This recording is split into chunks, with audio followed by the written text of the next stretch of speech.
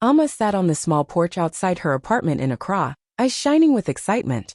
She had just finished telling Kwame, her boyfriend, about her big idea, starting a handmade shea butter business. She spoke with so much passion, describing the natural ingredients, how she'd make the butter herself, and even dreaming out loud about one day exporting it. But before she could finish, Kwame threw his head back and laughed, loud and long. "Shea butter," he scoffed. "This village girl nonsense? Amma, please. Be serious." She blinked, confused. "I am serious." He laughed even harder, now calling out to his friends nearby. "Guys, come hear this. Amma wants to sell body cream from her village. She said she'll be the next big thing. Can you imagine?" They all laughed like it was the funniest joke of the year. Amma's heart sank. The boy she loved had just mocked her biggest dream.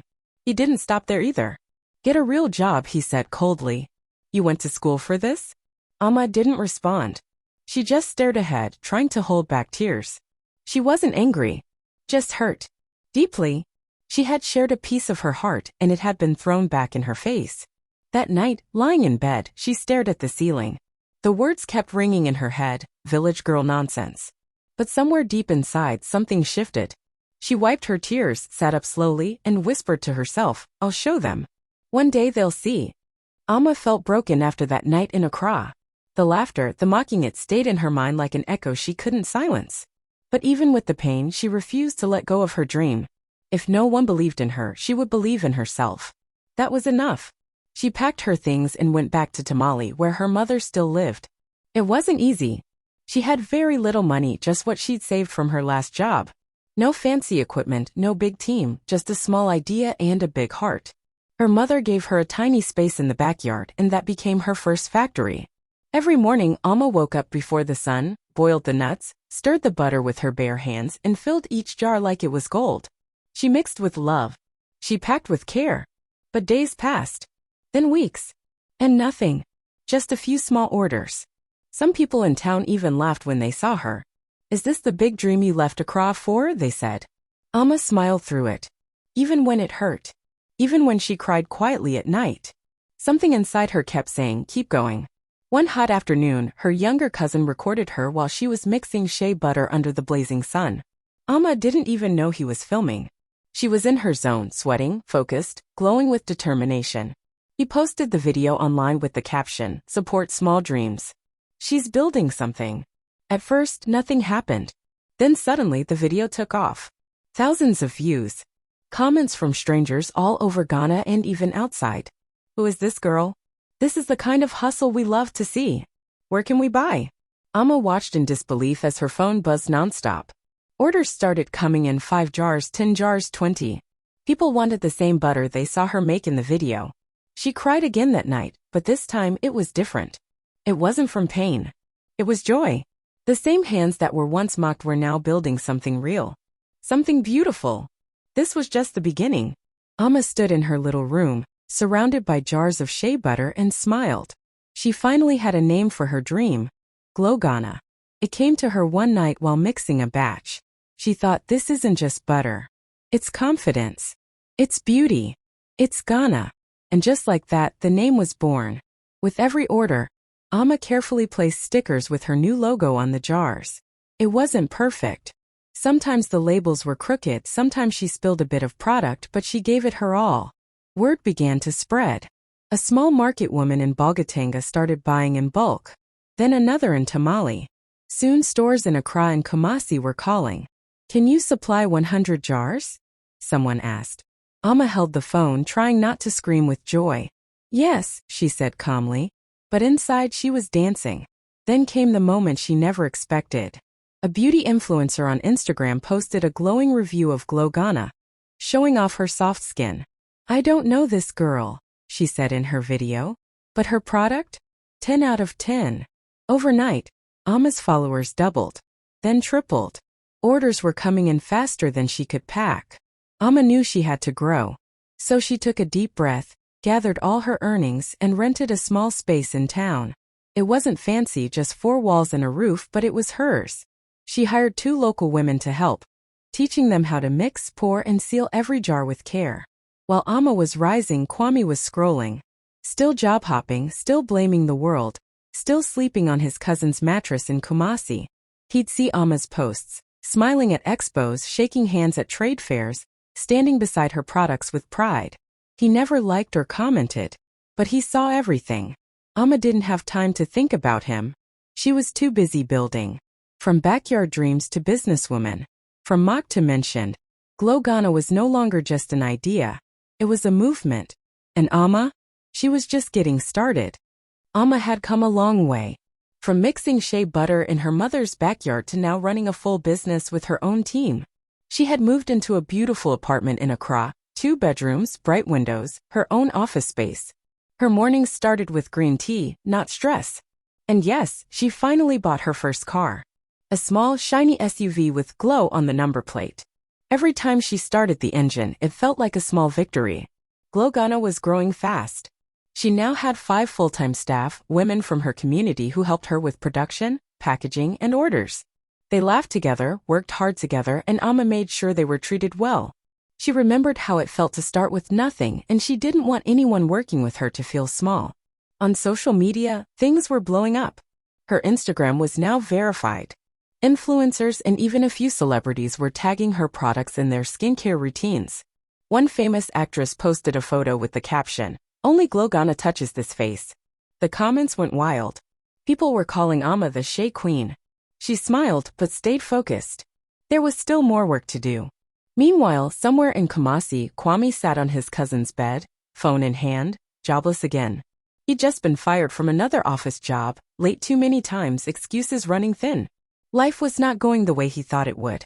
He scrolled through Instagram and stopped when he saw her, Ama, glowing in a gold dress at a trade fair in Lagos, standing next to a popular Nollywood actor. He zoomed in, stared, then sighed. She didn't look like the village girl he used to laugh at. She looked powerful, happy, untouchable. He hesitated, then tapped message. "Hey Ama. Just wanted to say I'm really proud of you. You're doing big things. Can we talk sometime?" He stared at the screen, heartbeat loud in his ears, waiting to see if she'd reply. Deep down, he knew he had made a mistake. And now he wasn't sure if she'd even It was a normal Monday morning at the Glow Ghana office. Ama was sipping her tea, going through her emails when her assistant, Efua, walked in holding a printed CV. "New application for the sales manager role," Efua said, trying to hide a smile. Ama took the paper and read the name at the top, K. Aguman. Her eyebrows lifted. She looked closer. Full name, Kwame Aguman. She paused for a second, then laughed, not a bitter laugh, just a soft, surprised one. "Life has jokes," she said, shaking her head. The same Kwame who once told her to get a real job, who laughed in her face and called her dreams nonsense, was now applying to work for her. She kept reading. His CV was simple, very simple. A few short job stints. Sales assistant at a phone shop. Customer rep at a call center. Fired twice, resigned once. No experience in skincare, beauty, or cosmetics. No clear skills listed. The cover letter was short too, just a few lines about how he admired Glow Ghana's growth and wanted to help take it further. Ama leaned back in her chair. "So now I'm not a village girl anymore," she whispered to herself. She wasn't angry, just amazed at how life could flip things around. Efua looked at her, waiting. "Should we toss it?" Ama smiled. "No. Let's call him in for an interview." Efua blinked. "Seriously?" Ama nodded. "Oh yes. Let's see what he has to say." She wasn't planning revenge. She wasn't bitter. But something in her wanted him to see it, to sit across from her, the same girl he once mocked, now running a company, making moves, signing deals. She placed the CV on her desk and whispered again, "Life has jokes." But Ama? She had glow. The day of the interview arrived, and the Glow Ghana office was calm, bright, and buzzing with quiet energy. Ama walked into the meeting room in a soft cream blazer, her skin glowing with the very shea butter she built her business on. Her team was already seated, curious but professional. She looked around the table and said calmly, "Let's invite him in." A few minutes later, the door opened and in walked Kwame, sharp suit, polished shoes, fresh haircut. He looked confident, even a little proud. His eyes scanned the room as he walked toward the long boardroom table, ready to impress. But then he saw her. Ama. Sitting at the head of the table, legs crossed, notes in front of her, glowing with power and peace. She didn't say a word at first. Just smiled. Kwame froze mid-step. For a second, he looked like he had seen a ghost. His eyes widened, his mouth opened slightly, then quickly closed again. He blinked, trying to stay calm, but his confidence slipped right off. Amma tilted her head. Mr. Aguiman? He nodded slowly, trying to gather himself. Why yes. Good afternoon. Welcome to Glogana, she said warmly, her voice smooth and strong. He sat down across from her, suddenly very aware of everything, his posture, his hands, the sweat forming at the back of his neck. Amma leaned forward just a little. I'm the founder and CEO. I'll be leading your interview today. Kwame gave a nervous chuckle. Wow. I didn't know. She smiled again. I know. Most people don't expect the village girl to own the building. The room was silent, the kind of silence that holds power. The team looked on, trying not to react. Kwame cleared his throat and forced a smile, but Amma's calm presence made it hard for him to hide. She opened her notebook, eyes steady. Shall we begin? And just like that, the interview started, but everything had already been said without a single word. Kwame sat stiff in his chair, hands folded tightly on the table.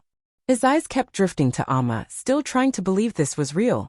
The same girl he once mocked was now sitting across from him, calm, confident, glowing. She flipped through his CV slowly, then looked up. So, Mr. Aguiman, she said in a clear, steady voice, what makes you think you're the right fit for Glogana? Kwame opened his mouth, then closed it again. He took a breath. Well, I've always been good with people, he began, forcing a smile. I think I can bring energy to the team. I've worked in sales before and, I've always admired your brand. Amma didn't blink. You've admired it? Yes, he nodded quickly. Big fan. From the start. Her assistant glanced sideways, holding back a smirk. Amma leaned in just slightly, her tone still warm but sharp enough to slice. That's interesting. Because 2 years ago you said it was, what was the word? She paused, pretending to think. Ah yes. Village girl nonsense. The color drained from Kwame's face. He blinked, looked around the room, then down at the table. Amma didn't raise her voice. She didn't need to. The weight of those old words hung in the air like smoke. I remember the exact moment, she continued. You laughed at me. Right in my face. And then told your friends I should get a real job. Kwame tried to recover. Amma, I didn't mean. She raised her hand gently. It's okay. You don't need to explain. We all grow. We all learn. He swallowed hard. The charm he tried to bring had melted away completely. Amma smiled again, soft but unshakable. This interview isn't about the past. It's about whether you're qualified. So let's continue. But the truth was written all over his face. He knew. Everyone in the room knew. The tables had turned and they had turned all the way. After the interview ended, there was a quiet moment in the room. Amma looked at Kwame's CV once more, then gently placed it on the table. Her voice was calm, but there was something in her eyes, strength, peace, and something else, closure. Kwame, she said softly, I appreciate you coming in today. Really? He nodded quickly, trying to smile. Thanks for giving me the chance. Amma took a deep breath. But after reviewing everything, I'm sorry, I won't be moving forward with your application. His face dropped. Oh, okay. I understand. She leaned forward slightly. And I want you to know something. This isn't about payback. I'm not turning you down to get even. It's simply because you're not the right fit. Glogana needs someone with experience in the beauty industry. Someone who understands the market, the brand, the mission. Kwame nodded slowly, eyes on the table. He didn't argue. He couldn't. Deep down he knew she was right. But more than that, Amma continued, I want you to remember something. Support matters. Words matter. Dreams matter. She looked at him, really looked at him. You didn't believe in mine. You mocked it. And that could have broken me. But I chose to believe in myself instead. There was no anger in her voice, just truth. Honest, steady truth. She smiled, a little sad, a little proud.